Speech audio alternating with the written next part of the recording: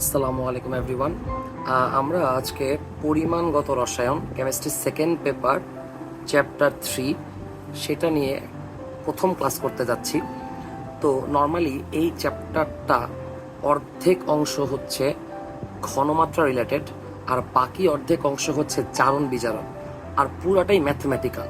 এখানে theoretical part নেই বললেই চলে। তাইলে আমাদের উদ্দেশ্য হচ্ছে প্রথম অর্ধেকটুকু শেষ করা, যেটা ঘনমাত্রা রিলেটেড। এই প্রথম অর্ধেকটুকু অনেকটাই আপনাকে 9-10-এর কথা মনে করিয়ে দিবে, কারণ 9-10-এও আপনারা চ্যাপ্টার 6-এ ঘনমাত্রা নিয়ে পড়াশোনা করে এসেছিলেন। ওইটাকেই আমরা একটু এক্সটেন্ড করব ইন্টারে উঠে, দ্যাটস ইট। তো প্রথমে আপনাকে জানতে হবে যে মোলার দ্রবণ কাকে বলে। মোলার দ্রবণ কাকে বলে?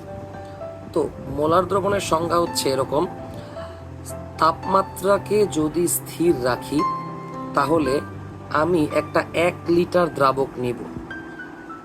দ্রাবক হিসেবে অবশ্যই আমরা জানি পানি একটা উত্তম দ্রাবক। তাহলে 1 লিটার দ্রাবকে আমি কোনো একটা দ্রব বলতে যে কোনো দ্রব আমি নিতে পারি। সাপোজ আমি নিলাম সোডিয়াম হাইড্রোক্সাইড, এর 1 মোল যোগ করব। তাহলে এই দ্রব আর দ্রাবক মিলে যে দ্রবণ তৈরি হবে, আমরা জানি দ্রব প্লাস দ্রাবক ইকুয়ালস টু দ্রবণ, সেই দ্রবণটাকে আমরা মোলার দ্রবণ বলবো। তাহলে সংজ্ঞাটা কেমন হবে?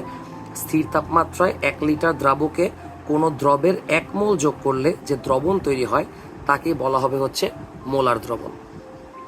আর এই মোলার দ্রবণের ঘনমাত্রাকে আমরা বলবো হচ্ছে মোলারিটি। মোলার দ্রবণের ঘনমাত্রাকে আমরা বলবো হচ্ছে মোলারিটি। এই মোলারিটিকে আমরা সাধারণত এস দিয়ে প্রকাশ করি। এখন এটার সূত্রটা কি? তো যদি সংজ্ঞাকে সূত্রে কনভার্ট করতে চাই তাহলে এখানে বলা হয়েছে 1 লিটার দ্রাবকে। আমরা জানি কোনো কিছু যদি একক পরিমাণ ব্যবহার করি সেটাকে আমরা হরে বসাই, তাহলে আয়তনটাকে আমরা বসাবো হচ্ছে হরে। আর কতটুকু যোগ করছি? 1 মোল পরিমাণ যোগ করছি, তার মানে এটা হচ্ছে মোল সংখ্যা, সেটাকে আমরা এন দিয়ে প্রকাশ করি। তাহলে এটাই হচ্ছে মোলারিটি বা ঘনমাত্রা বের করার বেসিক সূত্র, S equals to N by V, যেখানে এস মানে ঘনমাত্রা, এন মানে মোল সংখ্যা, আর ভি মানে হচ্ছে আয়তন। অবশ্যই মেকশিওর করতে হবে আয়তনটা যেন লিটার এককে থাকে। তাহলে এখান থেকে আমরা ঘনমাত্রার একক পেয়ে যাচ্ছি। মোল সংখ্যার একক হচ্ছে মোল, আর আয়তনের একক হচ্ছে লিটার। তাহলে ঘনমাত্রার একক হচ্ছে মোল পার লিটার। অ্যান্ড মজার ব্যাপার হচ্ছে এই মোল পার লিটারকে আমরা সংক্ষেপে ক্যাপিটাল এম দিয়ে প্রকাশ করি, যার উচ্চারণ হচ্ছে মোলার। তাহলে একটু সাবধান, আমি যখন মোল পার লিটার লিখবো তখন ছোট হাতের MOL মোল পার লিটার, আর যদি ক্যাপিটাল এম লিখি তার উচ্চারণ হবে কিন্তু মোলার। ওকে, তো আইদার আমি এটা ইউজ করব অর আমি এটা ইউজ করব। অনেকে আবার এইভাবে ইউজ করে, এইটা কাজটা করতে যাবেন না কিন্তু আবার, এটা মাথায় রাখেন। তো যাই হোক, আমরা আমাদের সূত্র পেয়ে গেলাম ঘনমাত্রা বের করা। ঘনমাত্রা বের করার সূত্র হচ্ছে N divided by V। And আরেকটা সূত্র আমরা ছোটবেলায় পড়ে এসেছি যে N ইকুয়ালস টু আবার W by capital M. Capital M মানে আণবিক ভর, আর W মানে হচ্ছে ব্যবহৃত ভর।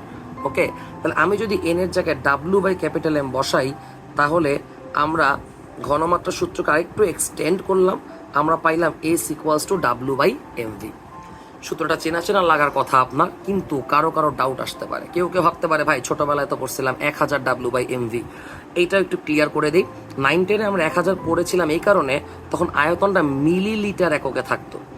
এই মিলিলিটারকে লিটারে নেওয়ার জন্য আমরা নিচে 1000 ভাগ করতাম। এই 1000টাকে উপরে উঠে আমরা এটাকে সূত্র হিসেবেই কনসিডার করে ফেলছি যে সবসময় 1000 থাকবে। কিন্তু এইভাবে আমি পড়তে স্বাচ্ছন্দ্য বা পড়াতে স্বাচ্ছন্দ্য বোধ করবো না। আর রিজন হচ্ছে প্রশ্নে যে মিলিলিটার এককে থাকবে তার কি কোনো গ্যারান্টি আছে? এখন কি আমরা 9-10-এ আছি? নাই। যদি প্রশ্নে লিটার এককে থাকে তখন কি আপনার এখানে 1000 নেওয়ার দরকার আছে? নাই। কিন্তু আপনি কি করবেন? আপনার তো মুখস্থ 1000 W বাই MV, তখন ঠিকই আপনি 1000 গুণ করে আসবেন, এটাকেও আবার লিটারেই রেখে দিচ্ছেন। তো এই কাজটা করা যাবে না। এই জন্যই 9-10-এর কথা আপাতত ভুলে যান। আমরা পড়বো S equals to W by MV। অবশ্যই মনে রাখতে হবে আয়তনটা এখানে কোন এককে? লিটার এককে। আয়তন যে এককই থাকুক না কেন আপনাকে লিটারে কনভার্ট করতে হবে। আশা করি সবাই বুঝতে পেরেছেন।